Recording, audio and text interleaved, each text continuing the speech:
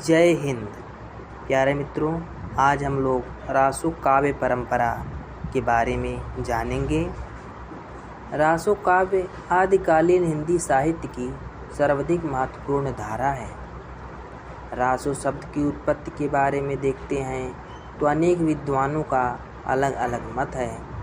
गारसा दत्तासी जी से राजसूय से उत्पत्ति मानते हैं। ग्रियर्सन ने राजसूय यज्ञ से, रामचंद्र शुक्ल जी रसायन से, हजारी प्रसाद द्विवेदी जी रासक से, राम स्वरूप चतुर्वेदी जी राउत से इसकी उत्पत्ति मानते हैं। रासों का मूल शब्द रास या रासक है, जिसका अर्थ कथा काव्य है। आदिकाल के राजनीतिक बिखराव में दरबारी और सामंती वातावरण ने इसके विकास के लिए उपयुक्त परिस्थितियां तैयार की। यही कारण है कि रासो काव्य धारा उस समय के सामंती राजसी परिवेश का स्वाभाविक प्रतिनिधित्व करती है। रासो काव्य का अधिकांश हिस्सा दरबारों में लिखा गया है, इसलिए स्वाभाविक है कि ये कवि अपने आश्रयदाताओं को खुश करने के लिए लिखते रहे होंगे। वे उन्हें नाराज करने का जोखिम भी तो नहीं ले सकते। इन चारण कवियों ने राजाओं की युद्ध वीरता, दानवीरता, श्रृंगार प्रियता की अतिशयोक्तिपूर्ण वर्णन किए हैं। रासो काव्य की सर्वप्रमुख विशेषता के बारे में अगर हम देखें तो युद्धों का सजीव चित्रण है। युद्ध वर्णन की जीवंतता के रूप में रासो साहित्य का कोई मुकाबला नहीं है। इसका कारण यह है कि वह सिर्फ कवि नहीं बल्कि सैनिक भी थे और अपने राजा के साथ युद्धों में भी भाग लेते थे।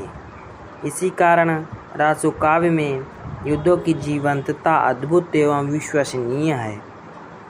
जैसे कि परमल रासों में कहा गया है, अरर अरर अर गोला छूटे, कड़ कड़ कड़ कड़ गिनिया बाण, रिम झिम गोली बरसें, सन सन परी तीर की मार। पृथ्वीराज रासों में कहा गया है, भभक्कै बहे रक्त धारम, सनक्कै बहे बाण भारम। मित्रों, रासो काव्य में 3 प्रकार की रचनाएं मिलती हैं: वीर ग्रंथ से संबंधित, श्रृंगार ग्रंथ से संबंधित और उपदेश ग्रंथ। वीर ग्रंथ के बारे में अगर हम देखें तो पृथ्वीराज रासो और परमल रासो को गिना जाता है। श्रृंगारिक ग्रंथ में बीसलदेव रासो, संदेश रासक आते हैं। उपदेश ग्रंथ में अगर हम देखें तो उपदेश रसायन रास, चंदनवाला रास आता है। रासो काव्य में वीरता एवं श्रृंगार रस की प्रधानता है। प्यारे मित्रों, अगर श्रृंगार रस के बारे में हम देखते हैं तो रासो काव्यों में मिलने वाला श्रृंगार दायित्व मूलक या प्रतिबद्धता मूलक नहीं बल्कि भोग मूलक है। राजा एवं सामंत किसी भी नारी को भोग्य वस्तु के रूप में देखते हैं। जैसा कि कहा गया है, जाकी कन्या सुंदर देखी, तापे जाए धरी तलवार। रासो काव्य में जो वीरता दिखाई पड़ती है वह भी किसी राष्ट्रीय या मानवीय उद्देश्य के लिए नहीं बल्कि यह युद्ध, अपने निजी स्वार्थ, सीमा विस्तार एवं श्रृंगार की भूख जैसे कारणों पर आधारित है। हिंदी साहित्य के 1000 वर्षों में वीरता को जितना महत्व इस काल में मिला उतना किसी अन्य काल में नहीं।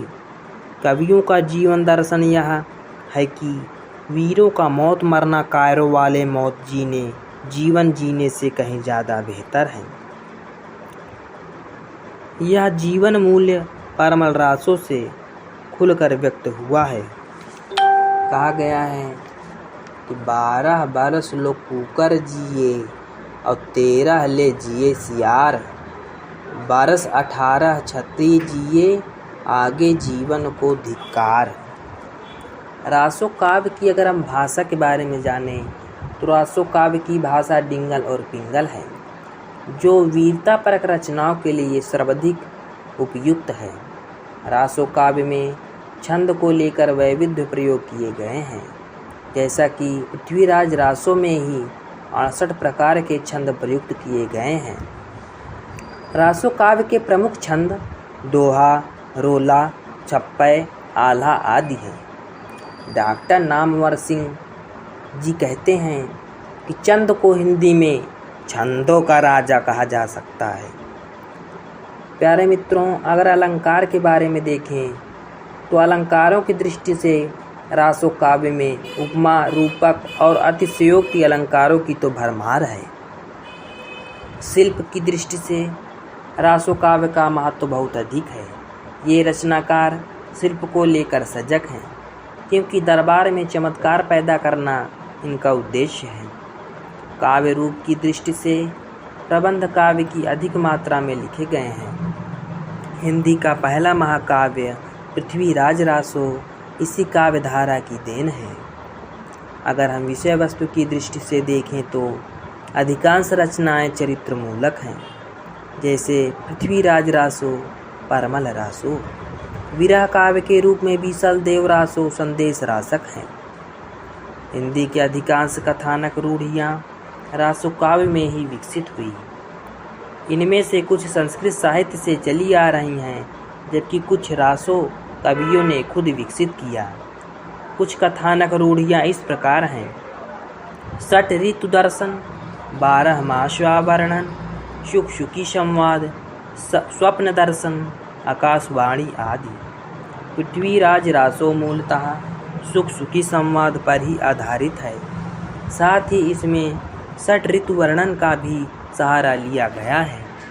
रासो काव्य पर आक्षेप है कि यह काव्य सिर्फ दरबार की भीतर की दुनिया तक ही सीमित है तथा अपने समय के सामाजिक आर्थिक समस्याओं से पूर्णतः कटा हुआ है। अतः रासो काव्य का कथानक सिर्फ सामंती या राजसी परिवारों के जीवन पर आधारित है, सामान्य जनजीवन पर नहीं। प्यारे मित्रों, परमल रासो के बारे में हमने रासो काव्य परंपरा के बारे में देखा है, जाना है, समझा है।